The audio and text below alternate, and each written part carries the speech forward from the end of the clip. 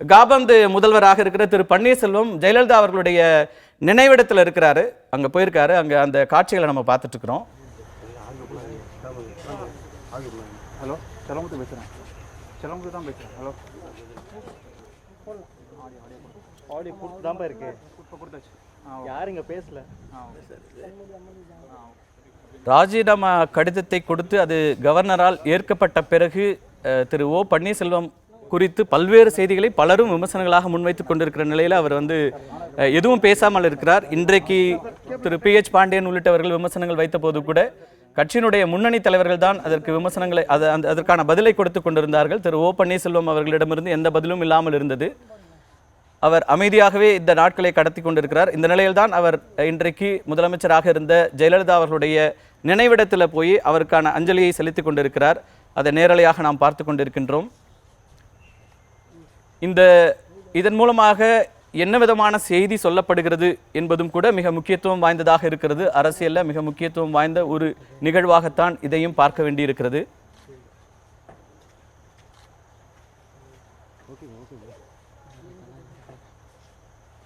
குறிப்பாக திரு ஓ பன்னீர்செல்வம் அவர்களை மையமாக வைத்து பல்வேறு அரசியல் விமர்சனங்கள் எழுந்து கொண்டிருக்கிற இந்த நேரத்தில் அவர் தன்னுடைய தலைவி ஜெயலலிதா அவர்களுடைய நினைவிடத்தில் அமர்ந்து பல்வேறு சூழல்களை அவர் வெளிப்படுத்த அவர் என்ன பேசுவார் என்று எல்லோரும் எதிர்பார்க்கிற நேரத்தில் அவர் அங்கே சென்றிருக்கிறார்.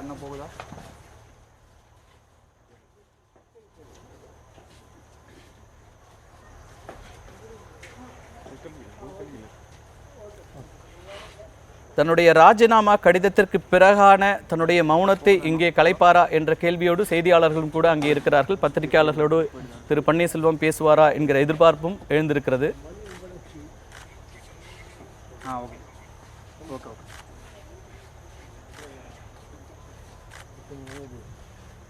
திரு பன்னீர்செல்வத்தை பொறுத்தவரை ஜெயலலிதா மிகப்பெரிய ஒரு தலைவியாக இருந்தார். எப்போதுமே விசுவாசமான ஒரு தொண்டராக இருந்தார். அவருக்கு 2 முறை முதலமைச்சர் என்கிற பொறுப்பை கொடுத்திருந்தவர். அவர் 3வது முறையாகவும் அந்த பொறுப்பு கிடைத்திருந்தது திரு பன்னீர்செல்வத்திற்கு. ஒரு அடிமட்ட தொண்டனாக அந்த கட்சியில் தன்னுடைய வாழ்க்கையை தொடங்கியவர், அரசியல் வாழ்க்கையை தொடங்கினவர். இன்றைக்கு ஒரு மிக முக்கியமான ஒரு காலகட்டம் என்று சொல்ல வேண்டும். அரசியலில் தன்னுடைய பதவியை ராஜினாமா செய்துவிட்டு அந்த இடத்தில் பொதுச் செயலாளராக புதிதாக தேர்ந்தெடுக்கப்பட்டிருக்கின்ற திருமிகு VK சசிகலாவிற்கு அவருடைய பெயரை முன்மொழிந்திருக்கிறார். அதன் பிறகு ஆளுநரிடம் தன்னுடைய ராஜினாமா கடிதத்தை அனுப்பியிருக்கிறார். தன்னுடைய அமைச்சரவையை கலைத்து விடும்படியும் கேட்டுக்கொண்டிருந்தார். தன்னுடைய சொந்த காரணங்களுக்காக அந்த பதவியிலிருந்து ராஜினாமா செய்வதாக அந்த கடிதத்தில் குறிப்பிட்டிருந்தார். அதன் பிறகு இது இந்தியா முழுவதும் மிக முக்கியமான ஒரு நிகழ்வாக, அரசியல் நிகழ்வாக பார்க்கப்பட்டு கொண்டிருக்கிறது. அடுத்ததாக இப்போதைக்கு அவர் காபந்து முதல்வராக இருந்து கொண்டிருக்கிறார். ஒரு காபந்து அரசினை தமிழகத்தில் நடத்தி கொண்டிருக்கிறார். அவருடைய வார்த்தைகள் என்னவாக இருக்கிறது? அவரை சுற்றியும் அதிமுகவினுடைய புதிய முதலமைச்சர் வேட்பாளரை சுற்றியும் பல்வேறு கேள்விகளும் விமர்சனங்களும் வந்து கொண்டிருக்கின்ற நிலையில் பன்னீர்செல்வம் என்ன கருதுகிறார் என்கிற அந்த கருத்தும் மிக முக்கியமாக கவனிக்கப்பட்டு கொண்டிருக்கிறது. ராஜினாமா கடிதம் கொடுத்ததற்கு பிறகு இது குறித்து எந்த விதமான கருத்தையும் தெரிவிக்காமல் இருந்து வந்திருக்கிறார் திரு பன்னீர்செல்வம். இந்த நிலையில்தான் தன்னுடைய தான் ஏற்றுக்கொண்ட தலைமை திருமிகு மறைந்த முதலமைச்சர் ஜெயலலிதாவுடைய நினைவிடத்தில் அமர்ந்து கிட்டத்தட்ட ஒரு தியானம் செய்கின்ற அந்த அளவில் அந்த சூழலை பார்க்கிறோம். அங்கிருந்து வீடியோ காட்சிகளாக வந்து கொண்டிருப்பதை பார்க்கிறோம்.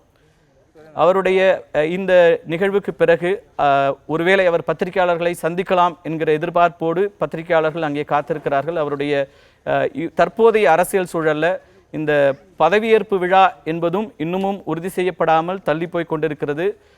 ஆளுநருடைய வருகை அல்லது ஆளுநர் ஏற்றுக்கொண்டாரா, இப்போது புதிதாக தேர்ந்தெடுக்கப்பட்ட சட்டமன்ற உறுப்பினர்களால் தேர்ந்தெடுக்கப்பட்ட சசிகலா அவர்களுடைய பதவியேற்பு விழா எப்போது நடைபெறும் என்கிற கேள்விக்குறியெல்லாம் இருக்கின்ற இந்த சூழலில் திரு பன்னீர்செல்வம் ஜெயலலிதா அவர்களுடைய நினைவிடத்தில் கிட்டத்தட்ட கடந்த 10-15 நிமிடங்களாக அங்கே அமர்ந்திருந்து தன்னுடைய அமைதியாக அங்கே அமர்ந்திருக்கிறார். கிட்டத்தட்ட ஒரு தியான நிலையில் அவர் அமர்ந்திருக்கிறார் என்று தான் சொல்ல வேண்டும்.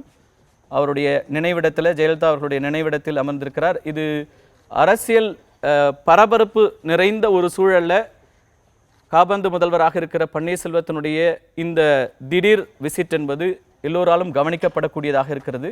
அங்கே அவர் பத்திரிகையாளர்களை சந்திப்பாரா என்ன என்கிற கேள்விகள் எல்லாம் எழுந்திருக்கின்றன. பத்திரிகையாளர்களோடு அவர் பேசுவதாக இருந்தால், ஏனென்றால் ஒரு மௌனத்தை அவர் மௌனத்தோடு தொடர்ந்து கொண்டிருக்கிறார். தன்னுடைய பதவி ராஜினாமா செய்யப்பட்டதிலிருந்து இது குறித்து எந்த கருத்தையும் தெரிவிக்கவில்லை, யாரையும் சந்தித்ததாக தெரியவில்லை. போயஸ் கார்டனருக்கும் அவர் சென்றதாக தெரியவில்லை.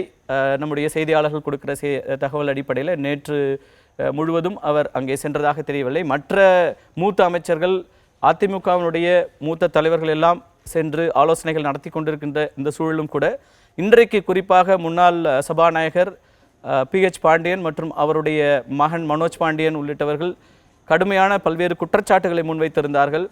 அதே போல ஜெயலலிதா அவர்களுடைய அண்ணன் மகள் தீபாவும் குற்றச்சாட்டுகளை அடுக்கியிருந்தார். இந்த சூழலில் அந்த கட்சியினுடைய மூத்த தலைவர்களான பண்டுட்டி ராமச்சந்திரன், திரு KA செங்கோட்டையன் இருவரும் தான் அதற்கான பதில்களை அளித்தார்களே தவிர இது குறித்து திரு பன்னீர்செல்வத்தினுடைய கருத்து என்னவாக இருக்கிறது என்கிற கேள்வியும் கூட அரசியல் வட்டாரத்தில் எழுப்பப்பட்டு கொண்டே இருந்தது. அவருடைய இந்த மௌனம் என்பதும் அது பல்வேறு செய்திகளை சொல்வதாக இருக்கிறதா என்கிற கேள்விகள் எல்லாம் கூட எழுந்து கொண்டிருந்தன. நம்முடைய விவாதத்திலும் கூட எல்லோருமே அவரை சுற்றியதாகவே இருந்தது. சிறப்பாக பணியாற்றி கொண்டிருந்த பன்னீர்செல்வத்தை இப்போது மாற்ற வேண்டிய அவசியம் என்ன இருக்கிறது என்று திராவிட முன்னேற்றக் கழகம் உள்ளிட்ட எதிர்க்கட்சிகள் அந்த கேள்வியை எழுப்பிக் கொண்டிருந்தார்கள். பாரதிய ஜனதா கட்சியும் கூட 2 நாட்களாக அந்த கேள்வியை எழுப்பிக் கொண்டிருக்கிறது. இதற்கும் கூட பதிலளிக்க வேண்டிய இடத்தில் இருப்பவராக திரு பன்னீர்செல்வம் இருந்தார். அவர் என்ன நினைக்கிறார், அவருடைய மனதில் என்ன இருக்கிறது என்பதெல்லாம் கூட கேள்விகளாக அரசியல் வட்டாரத்தில் நிலவிக் கொண்டிருக்கும் இந்த சூழலில் அவர் ஜெயலலிதா அவர்களுடைய நினைவிடத்தில் மௌனமாக அமர்ந்திருக்கிறார். அந்த மௌனம் இன்றைக்கு கலையுமா என்கிற எதிர்பார்ப்போடு செய்தியாளர்களும் அங்கே குவிந்திருக்கிறார்கள்.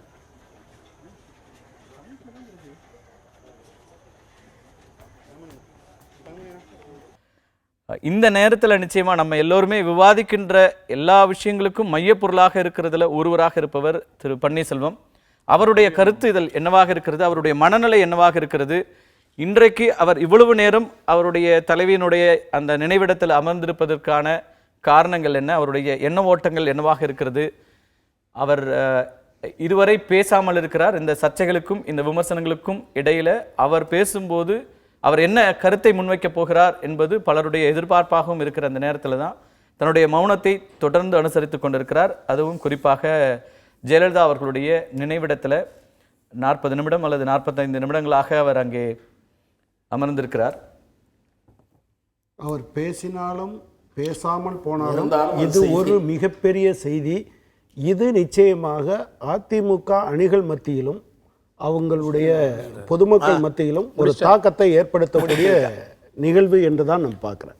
மிக நெகிழ்வான ஒரு தருணம் என்று தான் சொல்லணும். அவர் தன்னுடைய கண்கலங்கக்கூடிய அந்த சூழலை பார்க்குறோம். கேசன் நாங்கள் போக சொல்லு, கிட்ட போக சொல்லு, கேசன் நாங்கள் போக சொல்லு.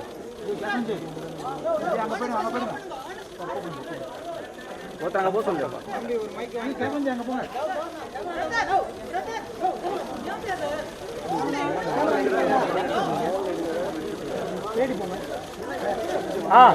கேசவன் கூட்டு போ, கேசவன் கூட்டு போ. இந்த நினைவில்லத்தை ஒரு முறை சுற்றி வருகிறார். அங்கே கிட்டத்தட்ட 40 நிமிடங்கள் ஒரு மௌனமாக இருந்து அஞ்சலி செலுத்திவிட்டு அந்த நினைவில்லத்தை சுற்றி வருகிறார். அவருடைய அரசியல் வாழ்க்கையில் மிக முக்கியமான ஒரு இடத்தை கொடுத்தவர் முதல்வராக இருந்த ஜெயலலிதா அவர்கள். இப்போதைய இந்த அரசியல் நெருக்கடியாக சொல்லப்படுவது, இந்த விமர்சனங்களாக வைக்கப்படுவது உள்ளிட்ட பல்வேறு அம்சங்களும் கூட மிக முக்கியத்துவம் வாய்ந்ததாக இருக்கிறது. அவர் பத்திரிகையாளர்களை சந்திக்கிறாரா என்று பார்க்க வேண்டும்.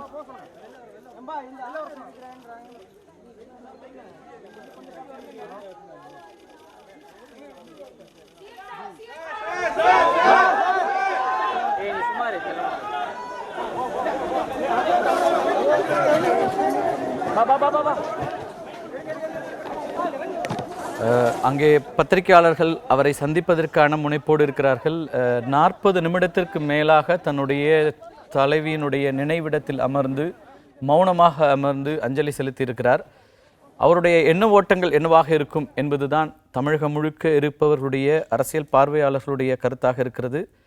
ஒரு மிக முக்கியமான அரசியல் நகர்வுகள் நடந்து கொண்டிருக்கின்ற இந்த சூழல் காபந்து முதல்வராக இருந்து கொண்டிருக்கிறார். அந்த காபந்து முதல்வராக இருக்கிறவரை சுற்றியும் கூட அரசியல் சர்ச்சைகள். அவர் என்ன சொல்லப் போகிறார், அவருக்கான நெருக்கடி இருந்ததா என்கிற விமர்சனங்களும் முன்வைக்கப்படுகின்றன. தன்னுடைய பதவியிலிருந்து அவர் ராஜினாமா செய்வது என்பது தன்னுடைய சொந்த விருப்பத்தின் அடிப்படையில் என்று அவர் குறிப்பிட்டிருந்தாலும், ஆளுநருக்கு அவர் கடிதம் எழுதியிருந்தாலும் கூட விமர்சனங்கள் வெளியிலிருந்து வைக்கப்படுகின்றன. அவருக்கு ஏதாவது நெருக்கடி இருந்திருக்குமா என்று. இந்த சூழலில்தான் திரு பன்னீர்செல்வம் தன்னுடைய தலைவி ஜெயலலிதா அவர்களுடைய இல்லத்தில் 40 நிமிடத்துக்கு மேலாக அமர்ந்திருந்தார். அதற்கு பிறகு அந்த இடத்தை சுற்றி வந்து பத்திரிகையாளர்கள் அவரை சந்திப்பதற்கான ஒரு தேடலோடு சென்று கொண்டிருக்கிறார்கள். இது அவர் அமர்ந்திருந்த போது எடுத்த காட்சிகள். அவர் அங்கிருந்து தற்போதுதான் கிளம்பி இருக்கிறார்.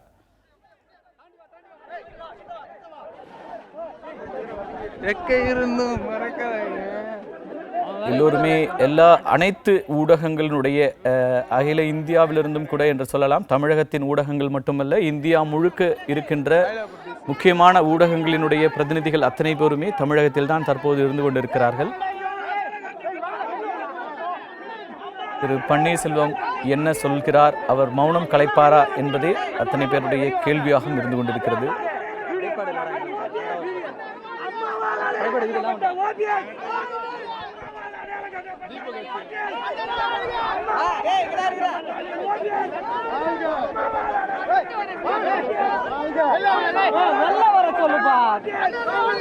நீ உள்ள போ, நீ முன்னாடி போ.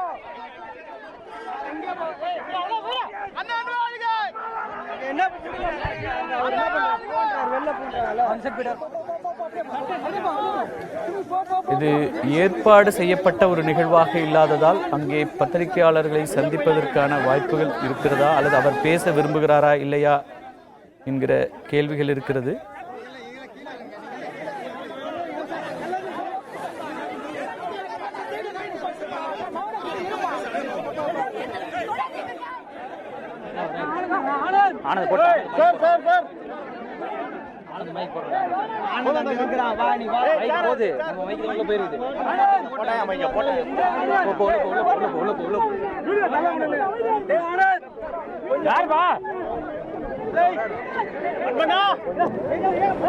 தன்னை சுற்றி இருக்கின்ற அரசியல் விமர்சனங்கள், இந்த தற்போதைய அரசியல் நிகழ்வுகள் நகர்வுகள் குறித்து பன்னீர்செல்வம் அவர்கள் என்ன சொல்ல போகிறார், அவர் ஏதாவது தன்னுடைய மனநிலையை வெளிப்படுத்துவாரா என்பதே அத்தனை பேருடைய கேள்வியாகவும் இருந்து கொண்டிருக்கிறது.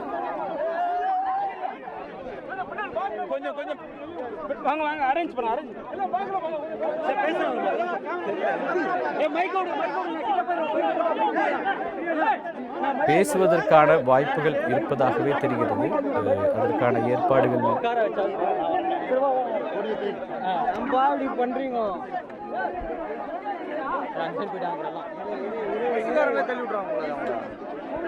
கடந்த 2-3 நாட்களாக, கடந்த ஞாயிறு அன்று தொடங்கி அன்றைக்குத்தான் அதிமுகவினுடைய சட்டமன்ற உறுப்பினர்கள் அனைவரும் கூடி பன்னீர்செல்வம் அவர்கள் முன்மொழிந்து அந்த கட்சியினுடைய பொதுச் செயலாளராக இருக்கிற திருமிகு சசிகலாவை முதலமைச்சர் வேட்பாளராக, அந்த சட்டமன்ற குழு தலைவராக தேர்ந்தெடுத்தார்கள். அதன் பிறகு அதனை ஒட்டி உடனடியாக தன்னுடைய பதவியை ராஜினாமா செய்து ஆளுநருக்கு கடிதம் அனுப்பியிருந்தார் திரு பன்னீர்செல்வம்.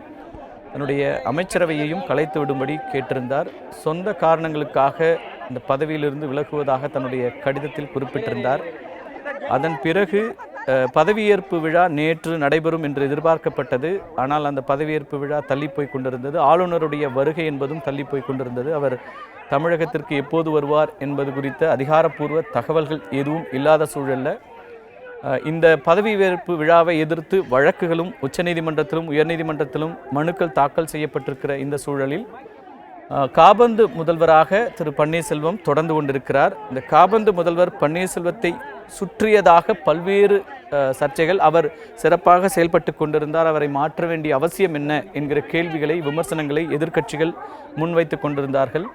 இந்த சூழலில்தான் கடந்த 40 நிமிடங்களுக்கு மேலாக அவருடைய தலைவி ஜெயலலிதா அவர்களுடைய